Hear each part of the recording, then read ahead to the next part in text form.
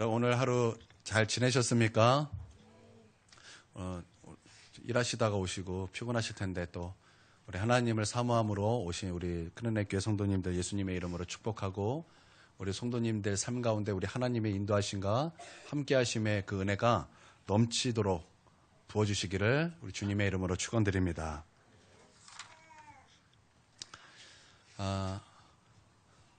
오늘 말씀은 예전에 오지사님께서 저에게 한번 궁금해서 물어봤던 그 말씀 중에 하나. 근데 오늘 이 말씀이 난해주에 속한 말씀입니다. 어려운 말씀이라는 거예요. 해석하기 어려운 말씀. 그런데 오늘 또 이 말씀을 통해서 또 이 난해주가 또 풀리고 또 우리 가운데 하나님께서 어떤 말씀을 하실까 또 기대하는 마음으로 여러분 말씀 들으시길 바랍니다.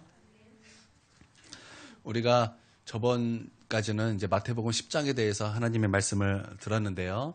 마태복음 10장은 참 중요하다고 생각합니다. 왜냐하면 크리스천으로서의 현실을 우리 예수님께서 숨기지 않고 과감히 우리 가운데 말씀해 주셨다라는 거예요. 숨김이 없이 말씀해 주셨다라는 것입니다. 그러고 나서 또한 우리 가운데 말씀하시기를 이 거친 세상에 너희가 살아갈 때 너희가 예수 믿는 것을 숨기면 안 된다. 너희는 예수 믿는 것을 예수님을 드러내야 된다. 그리고 또한 우리가 예수님을 따라갈 때는 그냥 따르는 것이 아니라 너희가 이 세상에 살면서 이 세상의 풍조를 따라서 사는 것이 아니라 그 풍조 속에서도 너희가 마땅히 지켜야 될 것은 지키고 너희 십자가를 지고 너희는 반드시 나를 따라야 된다. 만약에 그렇지 않으면 나에게 합당하지 않은 자일 것이다. 우리 예수님께서 정말 무섭고도 진지한 또한 놀라운 진리의 말씀을 우리 가운데 알려주셨습니다. 나는 이 마태복음 10장을 통해서 나는 우리 모든 성도님들에게 두 가지 신앙이 새겨지길 바랍니다. 첫 번째는 십자가 신앙이죠. 그리고 두 번째는 내세 신앙입니다. 그러니까 우리 예수님께서 나를 위해서 십자가에 죽으셨는데 나는 예수님을 위해서 무엇이 못하겠는가? 라는 십자가 신앙과 또 예수님과 이제 예수님을 위해서 내가 죽으면 천국 간다는 그냥 뭐 천국밖에 더 있겠느냐? 라는 그런 천국에 대한 그 소망, 또 저 위에 있는 것에 대한 그 소망, 나는 그 소망을 붙잡고 살아가는 저와 여러분이 되길 주님의 이름으로 축원드립니다. 그러고 나서 이 마지막에는 하나님께서 우리 가운데 너희가 대가지불만 있는 것이 아니다. 너에게 현실에 있는 고난만 있는 것이 아니다. 너에게 힘든 것만 있는 것이 아니다. 너희는 십자가만 지고 따라야만 되는 것이 아니다. 너에게는 반드시 잃어버리지 않는 상급도 있다라는 것을 우리 가운데 말씀해 주시면서 또한 선지자의 상, 의인의 상, 또 제자의 상이 있다라는 것을 말씀해 주셨어요. 여러분 이 말씀을 보면서 여러분 의아했던 것이 하나가 있을 것입니다. 그게 뭐냐면 왜 예수님은 없는가라는 거예요. 선지자의 상도 있고 의인의 상도 있고 제자의 상은 있는데 왜 예수님의 상은 없는가? 우리가 여기서 아주 중요한 것을 배우는 것이 있습니다. 그것이 뭐냐면 사람을 섬기는 것은 예수님을 섬기는 것이라는 거예요. 여러분 이런 성경 말씀을 여러분 보신 적이 있을 것입니다. 예수님께서 너희가 나에게 먹을 것을 주었고 너희가 나에게 어떤 것을 해주었다. 그랬더니 주님께 묻는 거예요. 우리가 언제 그렇게 했습니까? 그럴 때 뭐 누가 아플 때 너희가 그렇게 한 것이 나에게 한 것이다. 여러분 그런 말씀을 여러분 들어보신 적이 있을 것입니다. 여러분 곧 사람을 섬기는 것, 영혼을 섬기는 것은 예수님을 섬기는 것입니다. 여러분 선지자를 섬기셨습니까? 그것은 주님을 섬기는 거예요. 여러분 제자를 섬기셨습니까? 그건 곧 예수님을 섬기는 것입니다. 여러분 의인을 섬기셨습니까? 그것은 곧 예수님을 섬기는 거라는 거예요. 여러분이 한 영혼을 섬기셨습니까? 여러분 한 영혼을 위해서 여러분이 물 한 잔을 떠다 주고 한 영혼을 위해서 여러분이 어떠한 사랑을 행하셨습니까? 그렇다면 그것은 예수님께 행한 것이라는 거예요. 여러분이 우리 성도들을 너무나 사랑해서 내가 우리 성도들을 대접하지 않으면 견딜 수가 없다라고 했던 여러분 그 고백과 그 행함이 그냥 단순히 사람에게 한 것이 아니라 그것은 곧 예수님에게 한 것이라는 거예요. 여러분 그러므로 여러분의 상은 결코 잃어버리지 않게 될 것입니다. 주님께서 이 말씀을 하시고 나서 이제 또한 거기서 가르치시고 전도하시고 거기서 떠나셨다 그러면서 이제 11장이 시작되고 있습니다. 예수께서 12제자에게 명하시기를 마치시고 이에 그들이 여러 동네에 가르치시며 전도하시려고 거기를 떠나 가시니라. 예수님께서 십자가에 죽으시고 제자들이 흩어졌습니다. 흩어진 제자들은 어느 한 이제 부류는 다시 고기를 잡으러 갔던 제자들이 있었고 또 그 중에 제자 2명은 엠마오로 가고 있었습니다.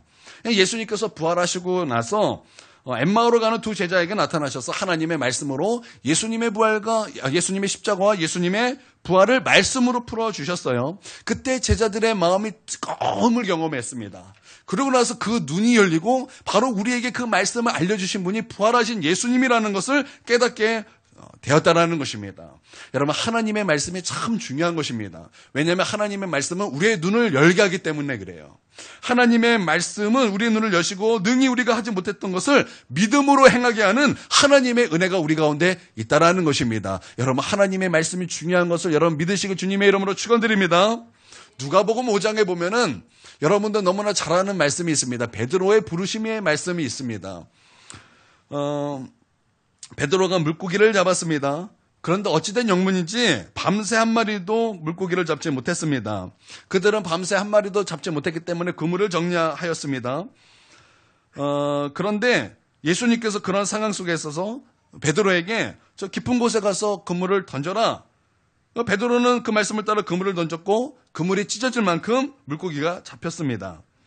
그리고 예수님 앞에 엎드려 회개하고 예수님을 주인으로 영접하게 되었습니다. 그런데 성경을 보면 아주 재밌는 말씀이 나오는데 베드로가 그물을 던진 것은 이유가 있다라는 거예요. 그냥 베드로가 그물을 던진 것은 그냥 베드로의 성격으로 던진 것이 아니라 성경은 이렇게 말하고 있습니다. 말씀이 맞춰지고 하나님의 말씀이, 그러니까 예수님께서 말씀을 전하시고 그 말씀을 마치자마자 예수님께서 베드로에게 이렇게 말씀하신 거예요. 저 깊은 곳에 가서 그물을 던져라 라는 거예요. 여러분, 그때 상황이 무슨 상황입니까? 베드로는 그물을 다 정리한 상황이에요. 가만 보면 우리 하나님은 참 재밌으신 분이십니다. 우리의 생각대로 하나님은 역사하시는 분이 아니에요. 하나님은 하나님의 뜻대로 역사하시고 하나님은 하나님께서 말씀하고 싶으실 때 말씀하시는 분입니다. 때로는 내가 세수를 하고 있을 때 그때는 하나님의 음성을 듣는 시간이 아니죠. 그러나 하나님은 하나님께서 말씀하고 싶으시다면 내가 세수할 때도 말씀하시는 분이에요. 내가 잠이 들 때도 말씀하시는 분이라는 것입니다. 여러분, 하나님께서는 지금 언제 말씀하시는 것입니까? 베드로가 그물을 들고 있는 상태가 아니라 이제 그만해야지 하고 모든 것을 포기하고 정리하는 그 상황 속에서 베드로에게 말씀하셨다는 것입니다. 근데 베드로가 그런 상황 속에서 그물을 가지고 바다에 던졌다는 것입니다. 왜 그렇게 했습니까? 이유는 한 가지라는 거예요. 그것은 베드로의 마침 예수님께서 베드로의 배에 타셨어요. 그리고 사람들에게 그 베드로의 배에서 하나님의 말씀을 전했다라는 것입니다. 여러분, 예수님께서 말씀을 전했을 때 얼마나 그 말씀이 은혜로웠을까요? 어떤 여자는 예수님께 말하기를 우리 예수님 복되다 그랬어요. 예수님 복되다 말씀하셔서 예수님을 뵌 엄마가 복되다 말씀하셨어요. 그러니까 예수님 말씀이 얼마나 은혜로웠다라는 것을 그렇게 표현한 거예요. 여러분, 예수님의 말씀이 얼마나 은혜로웠을까요? 그 말씀을 다 듣고 나니까 예수님께서 이제 던져라.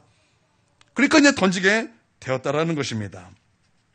베드로의 그 행동도 참 기가 막히죠. 예수님의 말씀을 다 듣고 그냥 다 정리했는데도 예수님이 말씀하시니까 그냥 던졌다라는 거예요. 예수님은 우리의 육체의 건강, 그 이상에 더 관심이 많으십니다. 왜 예수님께서는 말씀을 전하셨습니까? 여러분, 성경을 잘 보면은 예수님은 먼저, 그러니까 주된 사역이 병 고치고 가난한 자에게 복음을 전하시고 안전병을 일으키시고, 여러분 그 이유가 있어요. 그게 뭐냐면 하나님의 말씀을 전하여 그들로 하여금 천국 복음을 듣게 하기 위하여 주님께서는 그 놀라운 기적들을 베푸시고 놀라운 일을 행하셨다라는 것입니다. 먼저 예수님은 사람들에게 은혜를 끼치기를 원하셨다라는 거예요. 왜냐하면 사람들은 그래요. 사람들은 진리부터 말하면 마음 문이 닫혀요. 사람이 진리를 받아들이기 위해서는 먼저 필요한 것이 있다면 여러분 항상 그것은 은혜인 것입니다. 이것이 참 중요한데 나중에 세례 요한이 이러한 문제로 시험에 든 거예요. 이것은 좀 후에 여러분에게 다시 말씀을 드리도록 하겠습니다. 제가 저번 주에 노예 수련회를 다녀왔습니다. 근데 노예에 저랑 친한 분이 한 분 계세요. 평소에는 말이 별로 없으신데 이제 가끔 이제 방을 같이 써서 이제 총회나 노예 모임 같은데 이제 같이 식사도 하고 같이 이제 방도 몇 번 쓴 적이 있어가지고 저랑 참 친합니다. 근데 그분이 이제 만나면 늘 하시는 얘기가 있었어요. 그게 뭐냐면 늘 아버지 이야기예요. 아버지 때문에 힘들어 죽겠다라는 거예요. 그 말 들어보니까 아버지는 목사님이에요. 은퇴하신 목사님인데 그 은퇴하신 목사님이 아들의 목회를 그렇게 방해한다라는 거. 그래서 맨날 자세히 얘기는 못 들었어요. 그냥 그 얘기만 딱 들었어요. 그렇게 방해를 해서 아버지 때문에 힘들어 죽겠다라는 거예요. 만날 때마다 아버지 때문에 힘들어요. 또 다음에 만나면 아버지 때문에 힘들어요. 그렇게 3년을 제가 얘기를 들었던 것 같아요. 더 들었나요? 하여튼 만날 때마다 늘 아버지 얘기를 제가 들어서 도대체 아버지가 어떤 분이시길래 어떻게 하시길래 그렇게 힘든가 궁금했는데 요번 노회에 가서 제가 이제 그 자세한 이야기를 듣게 되었습니다. 이분이 이제 아버지가 이제 목사님이었어요. 이제 목사님이셨는데 이제 은퇴를 하셨습니다. 은퇴를 하고 이제 목회를 이어받으셨어요. 그리고 이제 아버지는 또 건물주셨어요. 제법 돈도 많이 받으시고 벌으시는 것 같아요, 여전히. 그런데 이제 거기서 이제 부딪히는 이제 사건이 이제 저희가 이제 가서 이제 이게 조별 모임할 때 이제 같은 조가 돼서 이제 나눔을 통해서 제가 이제 듣게 되었는데 아주 재밌는 이야기를 제가 듣게 되었습니다. 이제 이분이 이제 목회를 이제 이어받아서 이제 말씀을 전하는데 그전에는 이제 아버님이 이제 장로교 정통 교리로 말씀을 전했어요. 그런데 이분이 이제 성경에 있는 이제 진리의 말씀을 전하면서 이제 아버지랑 말씀이 이제 많이 부딪히는 거예요. 뭐 장로교 교리는 이제 튤립 교리라서 다섯 가지 기본 뼈대가 있어요. 뭐 이제 그 쭉 있는데 예정론, 견인의 교리, 여러 가지 있는데 하도 오래돼서 지금 생각이 안 나요. 그 중에 이제 맨 마지막 견인의 교리가 이제 우리는 이제 이걸 강조하죠. 한 번 구원은 영원한 구원이 아니라 이제 구원받은 사람도 버림받을 수 있다. 여러분 이것을 믿으십니까? 근데 장로교 이제 정통 교리는 이제 견인의 교리예요. 하나님께서 한 번 구원하신 사람은 버리지 아니하시고 끝까지 그 구원을 유지하시고 이제 하여튼 이제 영원한 구원이라는 거예요. 이제 여기서부터 이제 어긋나기 시작해가지고 이제 이 목사님은 아버지 들으라고 이게 진리라고 설교를 이제 하셨대요. 이게 이제 원로 목사님이니까 이제 한 달에 한 번씩 이제 설교를 이제 하셔요. 그러면 이 목사님과 반대되는 설교를 하는 거예요. 그러면 얼마나 이제 교회가 혼란스럽겠습니까? 뒤죽박죽 되는 거예요. 그래서 하다 안 돼서 이제 목사님 아버지 이제 설교 그만하십시오. 그래서 설교권을 박탈해 버렸어요. 그래서 이제 아버지가 이제 이 목사님의 안티가 돼가지고 얼마나 목회를 괴롭히는지 가장 교회에 문제 되시는 분이 성도가 아니라 이제 아버지 목사님 원로 목사님인 거예요. 맨 뒤에 앉아서 이제 인사불성이 돼가지고 그렇게 예배를 드리시는 거예요. 그러고서 이제 그것만 있는 것이 아니에요. 제가 아주 기가 막힌 얘기를 들었는데 설교 시간에 이제 싸우시는 거예요. 설교하면서 소리를 들어서 팍 따지면서 서로 이제 강단에서 자녀는 강단에서 아버지는 맨 뒤에서 설교 시간에 싸우시고 성도들은 말리고 이런 상황이 계속 오는 거예요. 그러니까 목회가 되겠습니까? 성도들이 떠나가는 거예요. 성도들이 그럼 우리는 어떻게 하냐 그러면서 안타까워하면서 이제 성도들이 떠나가는 거예요. 그런데 이분이 존경하셨던 어느 목사님이 계셨는데 그분을 놓고 이제 기도하시는 가운데 어떤 모습을 봤어요. 그게 뭐냐면 그 목사님이 아버지 목사님에게 가서 무릎을 꿇고 이제 용서를 구하는 그런 모습을 봤다고 이제 그 목사님에게 이제 알려준 거예요. 근데 그 목사님이 그 얘기를 듣고 충격을 탁 받은 거예요. 그래서 이제 울면서 회개하면서 기도하면서 이제 기도하다가 아버지에게 찾아갔어요. 아버지에게 찾아가서 무릎을 꿇고 아버지 죄송합니다. 내가 잘못했습니다. 내가 아버지의 아버지를 인정하지 않았고 아버지의 그 목사님의 그것을 내가 인정하지 않았습니다. 그래서 아버지에게 이렇게 사과를 했대요. 무릎 꿇고 울면서. 근데 아버지가 같이 울면서 했는지는 잘 모르겠어요. 근데 아버지가 하는 말이 그거예요. 내가 이것을 원했다. 내가 이것을 원했다라는 거야. 그러고 나서부터 이 아버지가 완전히 바뀌어버린 거예요. 가장 은혜를 많이 받고 가장 눈물을 흘리며 회개하고 가장 목회를 도와주는 그런 동역자가 되었다라는 거예요. 그리고 이제 이 목사님이 설교도 하시라 그랬는데 이제 설교 몇 번 하시더니 나 이제 그만하련다. 그리고 아들아 너가 다 해라. 그래서 모든 것을 다 인정해 주시고 그렇게 해 주시더라는 거야. 그러고 나서 이제 이 교회가 든든하게 세워지고 성도들이 몰려오고 소문이 나고 그래서 부흥이 되고 있다라는 거예요. 진리만 전할 때는 부딪히는 거예요. 그런데 은혜가 들어가니까 그 진리를 받아들이고 안티였던 아빠가 이제 그 진리와 함께 울면서 회개하면서 가장 은혜를 많이 받는 그런 목사님이 되셨다라는 것입니다. 할렐루야. 예. 은혜가 임하니까 진리가 들어가는 거예요. 여러분, 예수님께서 천국 복음만 전한 것이 아니에요. 그 천국 복음을 전하기 위하여 예수님께서 어떻게 하셨습니까? 그게 오늘 5절 말씀에 나오는 거예요. 5절 한번 읽어보도록 하겠습니다. 5절 시작. 맹인이 보며 못 걷는 사람이 걸으며 나병한 자가 깨끗함을 받으며 못 듣는 자가 들으며 죽은 자가 살아나며 가난한 자에게 복음이 전파된다 하라. 제가 예수님의 그 사역이 이렇게 나타나는 거예요. 여러분, 이런 거 보신 적이 있다면 여러분도 굉장히 놀랍고 하나님의 은혜에 감격하게 될 것입니다. 저는 이런 것에 대해서 참 관심이 많았던 사람이에요. 저는 제 비전이 복음을 전하는 자라는 것을 저는 이렇게 제 마음속에 생각을 하고 그렇게 그런 책을 읽었고 그런 사람들을 늘 마음속에 동경하였습니다. 여러분도 아시다시피 관심 있고 기도 제목이 거기에 집중되고 그렇게 여러분이 공부를 하면 그것에 대한 기름 부음을 받습니다. 저는 우리 모든 성도들에게 어떠한 그 하나님의 그런 그 은혜와 역사들을 사모해서 꼭 그런 기름 부음을 받게 되길 주님의 이름으로 축원드립니다. 그래서 제가 그런 것에 사모함이 있어서 그런 동영상도 보게 되고 충격도 받고 사모하게 되었어요. 그때 이제 CTS에서 그런 걸 처음 봤어요. 저는 이제 말로만 듣다가 그런 현장을 처음 봤어요. 베니 목사님의 집회였어요. 참 은혜롭더라고요. 그래서 이제 그 아프리카 같은 데서 아주 그런 이제 큰 집회를 여는데 안진뱅이가 왔어요. 걷지 못하는 사람 차고 나서 이제 못 걷게 된 그 가망이 없는 사람들이 휠체어를 타고 왔어요. 그때 찬양 가운데 그분은 특징이 찬양 가운데 기름 부음이 임하더라고요.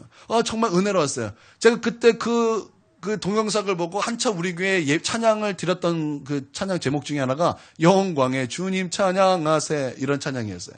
그 수많은 그 찬양팀과 악기팀과 그 하나님께 영광의 주님 찬양하세 그리고 뒤에 그 모든 그 수만 명의 사람들이 그 찬양을 부르는데 정말 하나님의 영광이 그곳에 있는 것 같아요. 그런데 그분의 특징은 찬양하면서 하나님의 영광이 나타나서 사람들이 막 치유가 일어나는 거예요. 그러고 나서 찬양과 이제 말씀과 그런 치유 사역이 다 끝나고 이제 안진뱅이 앞에 예수님의 이름으로 일어날지어다. 그리고 그 사람은 손을 잡아 일으키는데 그 사람이 일어나는 거예요. 그리고 그 사람이 한 발, 두 발 걸으면서 걷고 자, 당신은 이제 나음을 받았습니다. 이제 뛰어보십시오. 이 강단을 한번 돌아보십시오. 그러고 나서 막 와다다다다다다다 달려서 막 헤헤거리면서 다 이렇게 돌았는데 이 사람은 그냥 한 바퀴 돌았는데 모든 사람은 감격의 도가니인 거예요. 얼마나 그곳에 은혜가 충만한지, 그곳에 얼마나 하나님의 능력이 충만한지 그때 복음을 전하니까 모든 사람이 다 아멘 할렐루야 내가 예수님을 나의 구주로 영접하겠습니다. 그러더라는 거예요. 여러분 예수님께서 그런 놀라운 치유 사역과 기적의 사역 예수님께서 죽은 자를 살리시고 안진뱅이를 일으키시고 보지 못하는 사람을 보게 하시고 듣지 못하는 사람을 듣게 하시고 가난한 자에게 이렇게 복음이 증거되는 이런 놀라운 은혜의 일들을 예수님께서 하셨다라는 것입니다. 왜요? 예수님 우리의 육체에 관심이 있으셔서 그랬을까요? 물론 그것도 없지 않아 있습니다. 그러나 예수님은 그 마음속에 그것보다 더 중요한 것 그것을 통해서 천국 복음이 들어가서 많은 사람들의 영혼이 구원받기를 주님께서 원하셨다라는 거예요. 그러니까 예수님의 마음은 우리의 영혼 구원에 있으셨다라는 것입니다. 그래서 예수님이 먼저 은혜를 선포하셨다라는 거예요. 할렐루야. 여러분 우리도 그런 은혜가 필요한 것입니다. 그래서 여러분 은혜를 베푸십시오. 사랑을 베푸십시오. 사랑을 베푸십시오. 그래서 그 진리가 그 영혼에 들어가게 하십시오. 여러분 그러셔야 합니다. 사랑을 베푸시고 섬기시고 은혜를 먼저 끼치십시오. 또한 교회는 진리의 말씀만 날카롭게 전한다고 제가 처음에 개척하고 나서 그거 실패했어요. 저는 진리 하나면 된다고 생각했어요. 그래서 막 왜 여러분 봄이 알잖아요. 봄이 막 친구들 다 비슷하잖아요. 우리 보셨을 거예요. 판더같이 이렇게 화장하고 오는 그 여자. 지금은 이제 몇 살이죠, 걔 아이가? 벌써 그렇게 됐어요? 걔 중1 때 이제 막 와가지고 학교를 그만두네 만에 한 그 아이도 막 친구 데려오면 막 회개하라. 네가 그러고도 천국 갈 줄 아느냐? 너 지옥 간다 너. 회개하라. 얼마나 싫었을까? 맞죠? 진리예요. 여러분 맞습니다. 회개하지 않으면 지옥 갑니다. 근데 그 말을 듣게 하기 위해 은혜가 필요하다는 것을 제가 몰랐어요. 몰랐다고요. 그런데 예수님은 보니까 진리만 전한 것이 아니에요. 이 진리를 전하기 위하여 그 진리를 은혜로 다 이쁘게 포장했다라는 거예요. 여러분 우리도 이게 필요합니다. 이게 필요해요. 저는 누구 친구 오면 바로 너 오늘 복음 드릴 수 있는 날이 마지막일지도 모른다. 처음 잘 됐다. 복음 전하고 살래 죽을래 선택해라. 다 떠났어요. 저의 실수예요. 때로는 교회에 놀러 오다가 20년 만에 구원받는 사람도 있고, 한 10년 동안 교회에 놀러만 오다가 어쩌다 한번 말씀 딱 들려서 거기서 회심하는 사람도 있고, 다양한 하나님의 은혜가 있는데도 불구하고 저는 지금 오늘 구원받을 만한 때요, 은혜 받을 날이로다 이러면서 너 오늘 구원받아야 된다. 제 마음속이 너무 급했던 거예요. 은혜는 생각하지 않고 진리만 생각했어요. 여러분, 옳은 말을 사람들에게 전하기 위해서는 먼저 사랑하십시오. 여러분, 이거 진리입니다. 제가 여기에 참 실수를 많이 했던 것 같아요. 그런데 성경에서 이렇게 실수한 사람이 또 있어요. 그게 세례 요한이에요. 그러니까 세례 요한도 그랬는데 나도 그럴 수 있다. 그리고 여러분 또 은혜 받으시길 바랍니다. 세례 요한이 2절 한번 읽어보도록 하겠습니다. 2절 시작. 요한이 옥에서 그리스도께서 하신 일을 듣고 제자를 보내요. 3절 시작. 예수께서 여짜오되 오실 거이가 당신이 오니까 우리가 다른 일을 기다리오리까. 이제 이 세례 요한이 감옥에 들어갔어요. 왜 감옥에 들어갔죠? 그 당시 헤롯 왕이, 여러분, 헤롯 왕은 악한 왕 중에 한 명입니다. 이 헤롯 왕이 자기 동생 빌립의 아내를 뺏어버렸어요. 이제 자기 아내로 삼아버렸어요. 그때 헤롯이 무서워서 다른 사람들이 막 벌벌 떨었어요. 말 못했어요. 근데 그때 딱 한 사람, 세례 요한은 그거 죄라고 책망했어요. 그래서 이놈 감히, 그래서 헤롯 왕이 감옥에 가뒀어요. 나중에 헤롯 왕에 의해 목이 잘려서 죽게 됐죠. 그때 이 세례 요한이 감옥에 갇혔습니다. 아마 감옥에 안 갇혔으면 안 그랬을 텐데 감옥에 갇혀서 아마 예수님에 대한 의심이 들었던 것 같습니다. 여러분, 이 세례 요한도 이런 의심이 들었다면 분명히 우리도 그랬을 거예요. 여러분, 많은 사람들이 세례 요한은 광야에서 하나님의 말씀을 전했습니다. 광야에 외치는 자의 소리였어요. 회개하라, 천국이 가까이 왔느니라. 그때 그 세례 요한의 설교가 얼마나 불같은지 많은 사람들이 그 설교를 듣기 위해 광야로 찾아왔다라는 거예요. 그럼 얼마나 대단한 사람입니까? 얼마나 불의 종입니까? 여러분, 그랬던 그도 감옥에 갇히니까 예수님을 의심하더라는 거예요. 가만히 생각해보니까 저도 그랬던 적이 있어요.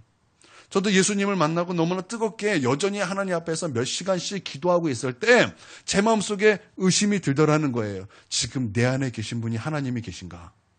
지금 내 안에 계신 분이 과연 하나님이신가? 하나님이 내 안에 임하셔서 난 여전히 성령 충만하고 여전히 그 성령으로 말미암아 기뻐 죽겠는데도 불구하고 내 마음속에 자꾸 의심의 생각이 드는 거예요. 지금 내가 이 기뻐하고 즐거워하고 하나님과 교제하는 것이 혹시 내 생각은 아닌가? 그냥 내가 기분 좋음이 아닌가? 그런 의심이 자꾸 들더라는 거예요. 마치 창세기 3장에서 그 사단이 하와에게 그렇게 유혹했던 것처럼 마치 그 속삭임이 저에게 들리는 것 같은 거예요. 지금 내 안에 계신 분이 하나님이 맞는 것인가? 그런 의심이 들더라는 거예요. 여러분도 분명히 그런 때가 있었을 수도 있습니다. 그러나 여러분, 그럴 때 여러분 그것을 붙잡지 않게 되길 바랍니다. 내가 의심이 들 때는 여러분 하와에게 그랬던 것처럼 지금 사단의 씨앗이 내 안에 뿌려지고 있다는 것을 여러분 믿으시길 바랍니다. 그런 의심이 들 때 여러분 그런 의심을 예수님의 이름으로 꺾으시고 파쇄하시길 주님의 이름으로 축원드립니다. 그러나 세례 요한도 예수님에 대한 그런 의심이 있었다는 것은 사실이에요. 그래서 제자들을 예수님에게 보냅니다. 예수님에게 보내는데 그냥 예수님이 의심스러워서가 아니에요. 세례 요한은 근거가 있었어요. 왜냐하면 세례 요한은 들었다 그랬어요. 무엇을 들었다 그랬습니까? 예수님께서 하신 일을 듣고 제자들을 보냈다라는 거예요. 그걸 보내고 나서 하는 말이 뭐예요? 예수님 대단합니다. 멋지십니다. 주님은 여전히 구세주이십니다. 그렇게 말한 것이 아니라 이렇게 말을 하는 거예요. 당신입니까? 우리가 다른 일을 기다려야 됩니다. 메시아가 당신이십니까? 아니면 우리는 다른 일을 기다려야 되는 것입니까? 그렇게 예수님에게 질문했다라는 것입니다. 그때 예수님께서 대답하는 것이 뭐냐면 5절 말씀이에요. 5절을 다시 한번 읽어보도록 하겠습니다. 시작. 맹인이 보면 못 걷는 사람이 걸으면 나병한 자가 깨끗함을 받으며 못 듣는 자가 들으며 죽은 자가 살아나며 가난한 자에게 복음이 전파된다 하라. 예수님께서는 이 말씀으로 세례 요한에게 대답을 하셨다라는 것입니다. 그런데 이 말씀은 그냥 예수님께서 그렇게 하신 말씀이 아니에요. 이 말씀은 이사야 61장과 35장에 나오는 그런 예언의 말씀으로 예수님께서 그렇게 세례 요한에게 대답하셨다라는 것입니다. 그러고 나서 세례 요한이 왜 그런 대답을 했는가? 6절에 나와요. 시작. 누구든지 나로 말미암아 실족하지 아니하는 자는 복이 있도다 하시니라. 그러니까 지금 세례 요한은 지금 뭐 했다라는 거예요? 문맥상 실족했다라는 거. 왜요? 예수님 때문에. 왜 예수님 때문에 실족했습니까? 이유가 있습니다. 여러분, 세례 요한이 누굽니까? 세례 요한은 여러분 말라기에서 나오는 엘리야의 심령과 능력으로 온 선지자예요. 그리고 예수님께서는 바로 그 엘리야가 바로 이 세례 요한이다 말씀하셨고, 또한 이사야에서 보면 이사야 40장이죠. 내 백성을 위로하라. 그렇게 그 백성의 위로가 선포되면서 예수님께서 오실 길을 준비하는 자가 있을 것이라는 그 예언의 주인공이 바로 이 세례 요한이라는 거예요. 광야에 외치는 자의 소리가 있어. 그러면서 이제 말씀이 쭉 나오잖아요. 바로 그가 이 세례 요한을 가리켜 말씀하신 그 인물이라는 것입니다. 주님 오실 길을 예비하는 자라는 거예요. 얼마나 대단한 사람입니까? 여러분, 그가 세례 요한이 저 예수님께서 가는 것을 볼 때 성령의 충만함과 성령의 기름 부음과 성령이 임하여 계시가 쏟아져 났을 때 여러분, 세례 요한이 성령을 말하면 이렇게 고백했어요. 보라, 세상 죄를 지고 가는 하나님의 어린 양이로다. 또한 그는 우리 예수님에게 세례를 베풀었던 그런 세례 요한이었고, 또 그가 성령의 충만함을 받아서 예수님에게 말씀하기를 이렇게 말했어요. 나는 회개하기 위하여 물로 너희에게 세례를 베풀거니와 내 뒤에 오시는 분은 능력이 많아서 내가 감히 내 신발을 묶기도 내가 감당하지 못할 뿐만 아니라 그는 회개하기 위하여 우리에게 불과 성령으로 세례를 주시는 분이요 알고 근무와 곡간에 들이시고 쭉정이는 영원히 꺼지지 않는 불에 던지리라. 누가? 예수님께서. 그러니까 세례 요한이 알고 있던 그런 예수님은 어떤 예수님입니까? 은혜의 예수님이 아니에요. 보복의 날의 예수님이에요. 심판의 날의 예수님이라는 것입니다. 분명히 내게 받은 성령의 감동과 내가 받은 그런 놀라운 하나님의 그 계시들은 심판에 대한 메시지였어요. 그런데 예수님의 그 모든 사역은 어떤 사역이에요? 은혜의 사역이라는 거예요. 근데 그때 예수님께서 이렇게 말씀하신 거예요. 이사야의 말씀을 묶어서 세례 요한에게 그 질문을 답변해 주셨다라는 것입니다. 여러분, 여기서 세례 요한은 깨달았어요. 왜냐하면 세례 요한도 이 예언을 이미 알고 있었기 때문입니다. 맹인이 못 보며 못 걷는 사람이 걸으면 나병한 자가 깨끗함을 받으면 못 듣는 자가 들으며 죽은 자가 살아나며 가난한 자에게 복음이 전파된다 하라. 여러분, 이 말씀을 이제 우리 한번 찾아보도록 하겠습니다. 이사야 61장 1절. 이거는 좀 봐야 이해가 되기 때문에 좀 찾아보겠습니다. 여기 꽂아 다시 돌아올 겁니다. 예, 체크하시고.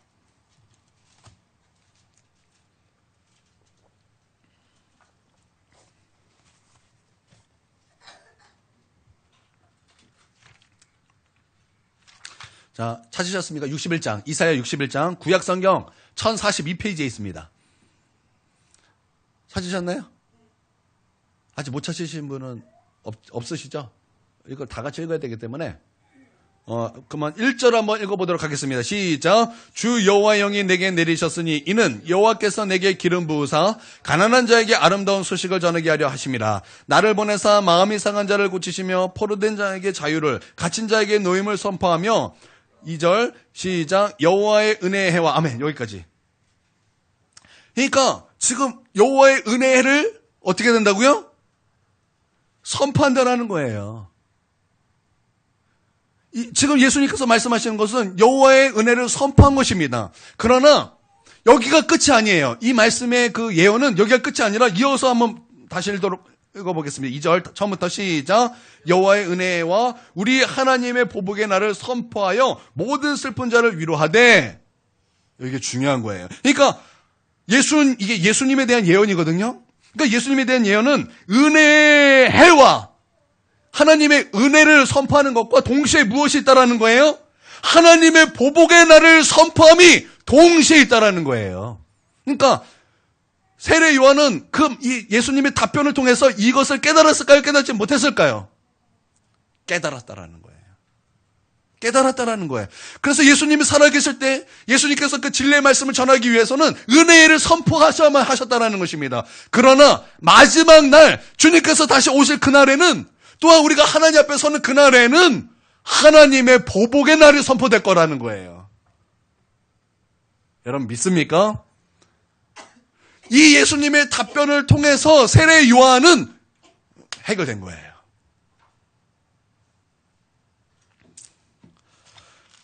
그러고 나서 이제 예수님께서 6절 다시 돌아옵니다. 다시 돌아옵니다. 하나 더 읽어야 되는데 이제 좀 그러니까 다시 11장을 다시 돌아와서 보도록 하겠습니다. 예, 그렇게 이제 말씀하시고 나서 이제 예수님께서 세례 요한에게 대해서 주님께서 이제 말씀하시기를 7절 한번 읽겠습니다. 시작. 그들이 떠나며 예수께서 무리에게 요한에 대하여 말씀하시되 너희가 무엇을 버리고 광야에 나갔더냐? 바람에 흔들리는 갈대냐? 여러분, 바람에 흔들리는 갈대냐라는 것은 어떤 것을 의미할까요? 자, 독해의 왕이신 분 누구신가요? 자, 이걸 어떤 것을 얘기하는 걸까요? 흔들리는 갈대를 얘기하는 것은 어떤 것을 뜻하는 것일까요? 흔들리는 믿음이죠. 흔들리는 마음. 그렇죠? 그렇죠? 그런데 우리 주님께서는 뭐라고 말씀하셨어요? 세례 요한 그런 사람 아니라는 거예요. 즉 이 말이 세례 요한 그런 사람 아니다. 이 말씀하시는 거예요. 세례 요한 그렇게 그 믿음이 쉽게 흔들릴 사람 아니다. 라는 것입니다. 8절 시작. 그러면 너희가 무엇을 보려고 나갔더냐? 부드러운 옷 입은 사람이냐? 부드러운 옷을 입은 사람은 왕국에 있느니라. 여러분 부드러운 옷, 여러분 세례 요한은 그것을 추구하는 사람이 아니라는 거예요. 세례 요한은 오히려 헤롯 왕에게 그 죄를 질책하는 진실한 자라는 거예요. 9절을 한번 읽겠습니다. 시작. 그러면 너희가 어찌하여 나갔더냐? 선지자를 보기 위함이더냐? 옳다. 내가 너희에게 이르노니 선지자보다 더 나은 자니라. 아멘. 10절 시작. 기록된 바 보라 내가 내 사자를 내 앞에 보내노니 그가 내 길을 내 앞에 준비하리라 하신 것이 이 사람에 대한 말씀이니라. 지금 예수님께서 지금 뭘 하시는 거예요? 세례 요한의 제자를 보내고 나서 자기 제자들에게 세례 요한을 변호하시는 거예요. 여러분 맞아요. 세례 요한은 예수님을 보고서 이분이 진짜 메시아다. 그리고 자신의 제자를 예수님에게 가서 너 예수님의 제자가 되라.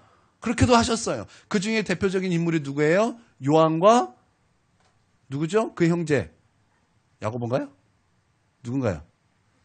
맞나요? 요한과 야고보인가요? 예. 그가 원래 세례 요한의 제자였어요.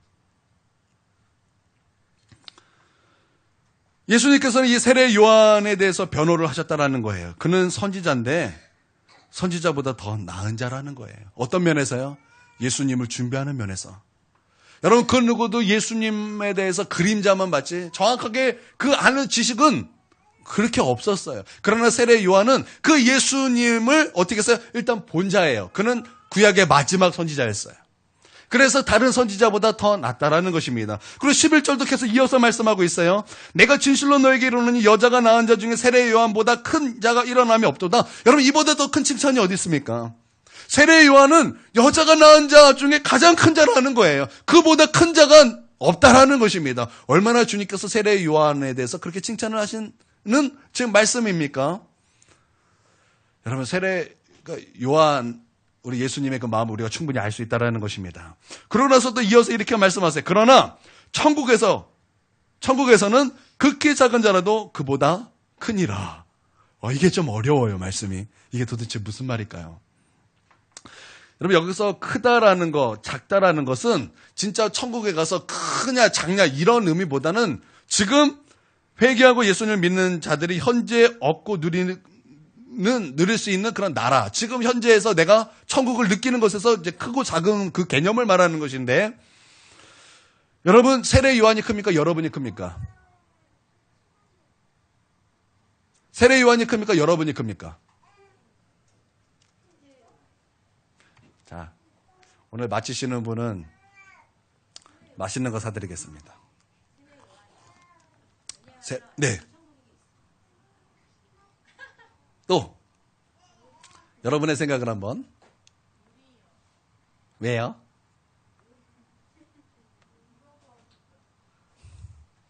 우리가 더 큽니다. 아닙니다. 여기서 말하는 개념은 우리가 죽어서 가는 천국에서 얘기하는 것이 아니라 이 땅에서 얘기하는 거예요. 여러분, 세례 요한이 이 당시에 알고 있는 예수님보다 우리가 알고 있는 예수님, 우리가 알고 있는 그 깊이, 누가 더 많을까요? 우리가 더 많아요. 그래서 큰 자입니다. 그래서 우리가 더 큰 자예요. 세례 요한이 알고 있던 예수님의 그 깊이, 그 예수님을 아는 것보다 지금 우리가 예수님을 내 마음속에 모시고 그분을 내가 직접 만나고 내가 그분에게 직접 그 음성을 듣고 그분을 내 마음속에 모셔드리는 우리가, 그래서 그분을 아는 그 우리가 더 큰 자라는 것입니다. 여러분 믿으십니까? 그래서 여러분 천국에서는 세례 요한보다 큰 거예요. 더 큰 거예요. 그러니까 이 말을 다시 말하면은 이렇게 말이 되는 것입니다. 우리가 어떻게 살아야 되는가? 예수님을 더 깊이 알면서 살아야 된다는 거예요. 예수님을 더 깊이 알고자 하며 살아야 된다는 거예요. 더 예수님을 더 알기 힘쓰며 살아야 된다는 것입니다. 그래서 큰 자가 돼야 된다는 거예요. 여러분 그런 사람은 큰 자입니다. 여러분 믿습니까? 제가 오늘 이수빈 전도사님이 저에게 요즘 저희 엄마가 매일 기도 나오죠. 막 기뻐해주고 막 이제 얘기를 하면서 오지사님 얘기도 하시는 거예요. 제가 들으려고 들은 건 아닌데요. 오지사님 우리 교회에 이사가는 문제를 놓고 울면서 기도하시더라고요. 제가 그 말을 듣고 울 뻔했어요. 우리 김지사님, 오지사님, 우리 교회 성도님 맞구나. 여러분은 제 마음 잘 모르실 거예요. 지금 제 마음이 얼마나 타들어가고 있는지 여러분 제 마음을 아직 모르실 것입니다. 근데 그렇게 울면서 날마다 오셔서 이렇게 이 교회를 위해서 지금 합심해서 기도하고 있는 그 모습에 제가 너무나 힘을 얻고 얼마나 감격적이고 제가 얼마나 힘을 받는지 몰라요. 여러분도 아시다시피 지금 우리 집 다 해서 4,500만 원이잖아요. 위아래 다 해서 4,500만. 우리 한 집 전세값도 안 나오는 그거 가지고 지금 6억짜리 우리가 지금 들어가겠다고 지금 대강교회 부딪혀버린 거예요. 우리 들어가고 싶습니다. 그러고. 어이없는 일이죠. 그 세상에서 있을 수 없는 개념이고 또 그런 일도 없죠. 근데 우리가 지금 그러고 있잖아요. 우리 집은 지금 갈 데가 없어요. 지금 우리는 가야만 하는 그런 시국이에요. 그런데 지금 우리뿐만 아니라 우리 집사님들이 오셔서 우리 교회를 위해서 지금 이렇게 기도해야 될 때를 정확하게 아시고 이게 참 은혜인 거예요. 은혜. 함께 이 교회를 위해서 울면서 기도하신다라는 거 얼마나 기쁜지 몰라요. 제가 이제 딱 중보기도에서 오지사님 딱 들어오시고 김지사님 딱 들어오시면 마음이 얼마나 막 부유해인지 몰라요. 부유해요. 만약에 우리 정우까지 딱 왔다면 저는 갑자기 엉덩이에 노켓을 달고 하늘로 올라갈 거예요. 지금 우리가 기도해야 될 때거든요. 우리 정우는 목사님이 바깥에서 집 없이 살기를 원하세요? 아니, 물어보네, 진실로. 목사님 가정이 지금 집이 지금 없어지고, 우리 지금 지금 저희 집 난리예요. 지금 막 벽에 외벽에 물 새고, 이제 지금 나가야 돼요. 근데 그 전셋값도 없어요. 그래서 나가야 돼요? 정우야, 우리 지금 나가서 살아야 돼요? 그러면 우리가 지금 시기가 어떤 시기예요? 여러분 지금 보통 시기가 아닙니다. 보통 시기가 아니에요. 지금 모든 것을 다 내려놓고 하나님 앞에 모여서 울며 불며 지금 매달려야 될 그런 시기라는 것입니다. 근데 우리 김 지사님하고 오 지사님 이렇게 오셔서 기도한다라는 것이 얼마나 감사한지. 우리 하나님께서 은혜를 베풀어 주셔서 동서남북 사방에서 까마귀 떼를 보내주셔서 하나님께서 재정을 채워주실 줄 믿습니다. 우리가 하여튼 계약 조건은 그래요. 일단 어떻게 해서든지 목사님 저희가 1억 만들어서 이렇게 드리겠으니까 그 집 저희 좀 살고 지금 이 교회에 지금 저희가 사용료 좀 내겠습니다. 그래서 이제 뭐 월세 비슷하게 이렇게 일단 들어가서 3개월 시간 주시면 저희가 6억 드리겠습니다.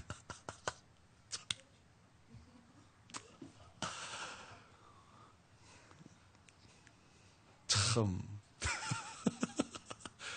6억이 어디서 날라고 그런 자신감들이 어떻게 다들 생기셔서 이렇게 나오셔서 이렇게 기도하십니까? 대단하십니다. 우리 김영재 지사님 저기 알고 있습니다. 통장에 한 100억 있으시죠? 얼른 6억 꺼내서 헌금하시고 오 지사님이 한 200억 있으시죠? 빨리 6억 꺼내서 헌금하셔서 구한데 이제 인테리어 할 수 있도록.